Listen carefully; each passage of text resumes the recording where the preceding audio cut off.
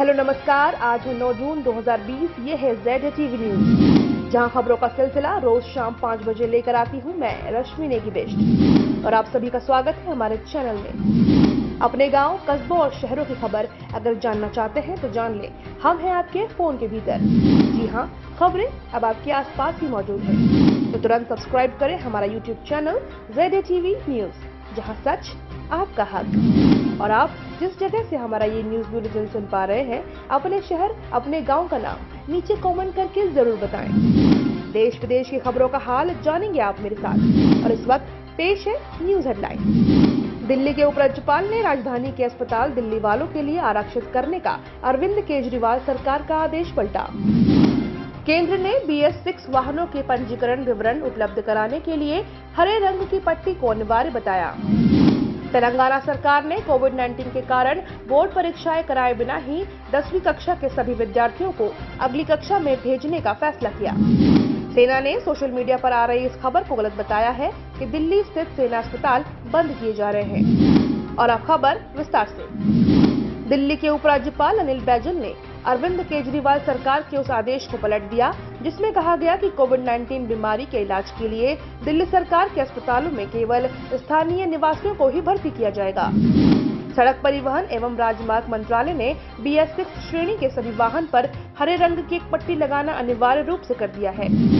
रक्षा मंत्री राजनाथ सिंह ने कहा, सीमा की स्थिति को लेकर भारत और चीन के बीच सैन्य और कूटनीतिक स्तर की बातचीत सकारात्मक रही, आगे भी जारी रहेगी। और मुंबई की विशेष अदालत ने पंजाब नेशनल बैंक घोटाले के प्रमुख अभियुक्त भगोड़े नीरव मोदी की संपत्तियां जब्त करने की अनुमति दी। अनलॉक के पहले चरण में धार्मिक स्थल, शॉपिंग मॉल और होटल, रेस्टोरेंट फिर से खुले। और वक्त है कुछ राष्ट्रीय खबरों का। भारत और डेनमार्क ने ऊर्जा क्षेत्र में सहयोग बढ़ाने के समझौता ज्ञापन पर हस्ताक्षर किए। REC ने लॉकडाउन के कारण खाद्यान्न, भोजन के पैकेट, सैनिटाइजर, PPE किट और मास्क वितरित किए। प्रवर्तन निदेशालय ने यस बैंक धोखाधड़ी मामले में मुंबई के फॉक्स एंड किंग समूह के 5 परिसरों में तलाशी की। वायुसेना ने संक्रमण के रोगियों को निकालने के लिए अर्पित हवाई बचाव वाहन का निर्माण किया। केंद्रीय गृह मंत्री और भारतीय जनता पार्टी के वरिष्ठ नेता अमित शाह ने कहा कि भाजपा महज राजनीतिक ताकत और सीटें हासिल करने के लिए सत्ता में नहीं आई है। राष्ट्रीय राजधानी दिल्ली से जनसंवाद वर्चुअल रैली के जरिए ओडिशा के लोगों को संबोधित करते हुए उन्होंने कहा कि भाजपा की प्राथमिकता जनता की सेवा करना है। उन्होंने कहा कि 2 गज दूरी भाजपा और जनता के बीच दूरी नहीं बन सकती। शाह ने इस बात पर जोर दिया कि कोविड-19 महामारी से निपटने में सभी राज्यों ने अच्छा काम किया है। उन्होंने कहा कि केंद्र सरकार राज्यों के सहयोग से यह युद्ध लड़ रही है। रक्षा मंत्री राजनाथ सिंह ने कहा कि चीन के साथ वास्तविक नियंत्रण रेखा पर विवाद के समाधान के लिए सैन्य और कूटनीतिक स्तरों पर वार्ताएं जारी हैं। उन्होंने कहा कि भारत इस विवाद का शीघ्र समाधान करने के प्रति वचनबद्ध है। भारतीय जनता पार्टी की आभासी महाराष्ट्र जनसंवाद रैली को संबोधित करते हुए राजनाथ सिंह ने कहा कि नरेंद्र मोदी सरकार सुनिश्चित करेगी कि भारत चीन सीमा पर स्थिति को लेकर देश का गौरव कम न हो। दोनों देशों ने गतिरोध दूर करने के लिए संवाद का मार्ग जारी रखने पर सहमति व्यक्त की। उन्होंने कहा कि कांग्रेस नेता राहुल गांधी और कुछ अन्य विपक्षी नेताओं ने भारत चीन सीमा की स्थिति के बारे में सरकार से स्पष्टीकरण मांगा था। इस पर उन्होंने कहा कि वे जनता को आश्वासन देना चाहते हैं कि देश का नेतृत्व सक्षम हाथों में है और भारत अपने गौरव और स्वाभिमान की कीमत पर कोई समझौता नहीं करेगा। राजनाथ सिंह ने राजनीतिक दलों से अपील की है कि वे राष्ट्र हित के मुद्दों पर सभी मतभेद बुलाकर काम करें। रक्षा मंत्री राजनाथ सिंह ने तीनों सेना प्रमुख और chief of defence staff general Bipin Rawat के साथ नई दिल्ली में बैठक की। भारत और चीन के शीर्ष सैन्य कमांडरों की हाल की वार्ता के बाद यह बैठक हुई है, जिसमें विभिन्न द्विपक्षीय समझौतों के आधार पर सीमावर्ती क्षेत्रों की स्थिति के शांतिपूर्ण समाधान पर सहमति बनी थी। सोशल मीडिया में दिल्ली के सेना अस्पताल बंद किए जाने संबंधी भ्रामक खबर फैलाई जा रही है। एक ट्वीट में सेना ने स्पष्ट किया है कि यह खबर गलत है और सभी अस्पताल पूरी तरह से काम कर रहे हैं। प्रधानमंत्री राष्ट्रीय ग्रामीण गारंटी योजना मनरेगा के तहत वर्तमान वित्त वर्ष के लिए 1,01,500 करोड़ रुपए का प्रावधान किया गया है। इस कार्यक्रम के तहत पहली बार इतनी बड़ी राशि का प्रावधान किया गया है। केंद्रीय ग्रामीण विकास मंत्री नरेंद्र सिंह तोमर ने बताया कि मनरेगा का बजट बढ़ाया गया है। इस वर्ष का बजट 61,000 करोड़ रुपया, लेकिन कोविड के संक्रमण को देखते हुए माननीय नरेंद्र मोदी ने 40,000 करोड़ रुपए एकमुश्त आवंटन बढ़ाया है। अब मनरेगा का कुल बजट है 1,01,500 करोड़ रुपया। अभी तक 33,000 करोड़ रुपए की स्वीकृतियां प्रदान कर दी गई हैं। 61,000 करोड़ मानव दिवस सृजित हुए हैं और कुल मिलाकर अभी 6 करोड़ 70 लाख मजदूरों को जॉब ऑफर दिए गए हैं। 3 करोड़ से ज्यादा मजदूर अभी मनरेगा के अंतर्गत काम कर रहे हैं। केंद्रीय खाद्य, सार्वजनिक वितरण और उपभोक्ता मामले मंत्री विलास पासवान ने कल नई दिल्ली में अपने विभाग के अधिकारियों के साथ एक बैठक में चीनी क्षेत्र से संबंधित मुद्दों की समीक्षा की। बैठक में चीनी का उत्पादन, गन्ना किसानों का बकाया भुगतान, एथेनॉल उत्पादन और अन्य संबंधित मुद्दों पर विचार किया गया। पासवान ने अधिकारियों को निर्देश दिया कि वे गन्ना किसानों का बकाया भुगतान समय पर करने के लिए अपेक्षित आदेश जारी करें।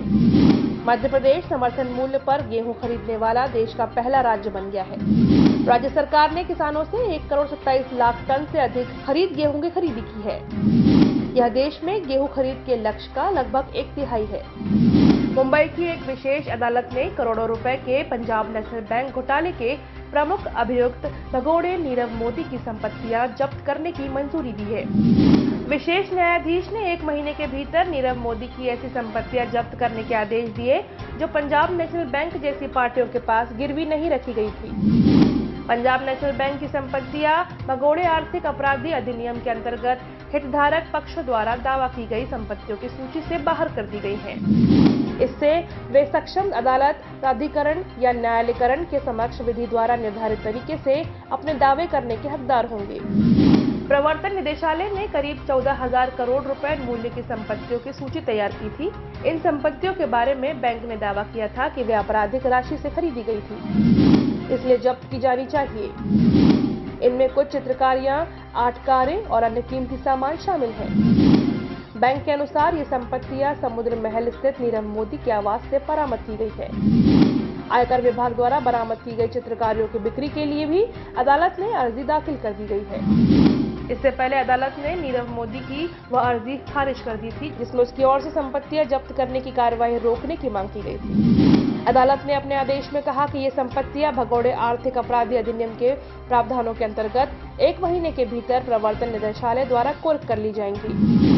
न्यायाधीश ने कहा कि इस प्रक्रिया के बाद ये संपत्तियां संबंध कानून की धारा 12(2) और धारा 8 के अंतर्गत केंद्र सरकार के अधीन समझी जाएंगी।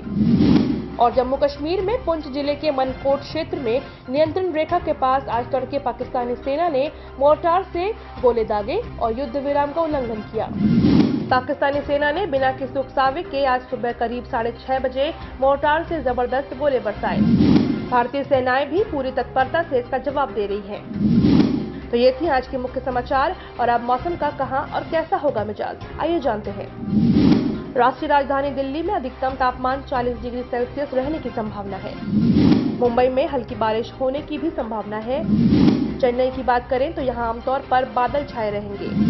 कोलकाता में भी आंशिक रूप से बादल छाए रहने की संभावना है। यहाँ गरज के साथ बौछारें पड़ सकती हैं। जम्मू कश्मीर में जम्मू में अधिकतम तापमान 37 डिग्री और न्यूनतम 25 डिग्री सेल्सियस रहने की संभावना है। श्रीनगर में आसमान आमतौर पर साफ रहेगा। गिलगित में धूल भरी आंधी आने की संभावना है। मुजफ्फराबाद में आसमान साफ रहेगा। हमारे YouTube चैनल से जुड़ने के लिए ZA TV को सब्सक्राइब करें और नए वीडियो सबसे पहले देखने के लिए नीचे दिए गए बेल बटन को प्रेस करना ना भूलें। आज का न्यूज सेगमेंट आपको कैसा लगा हमें कमेंट सेक्शन में जरूर बताएं। साथ ही इसे शेयर भी करें। और अभी दीजिए मुझे इजाजत। कल होंगे रूबरू इसी समय पे आप सभी के साथ। बाकी और खबरों से जुड़ने के लिए लॉगिन करें हमारी वेबसाइट www.zatvnews.com। नमस्कार।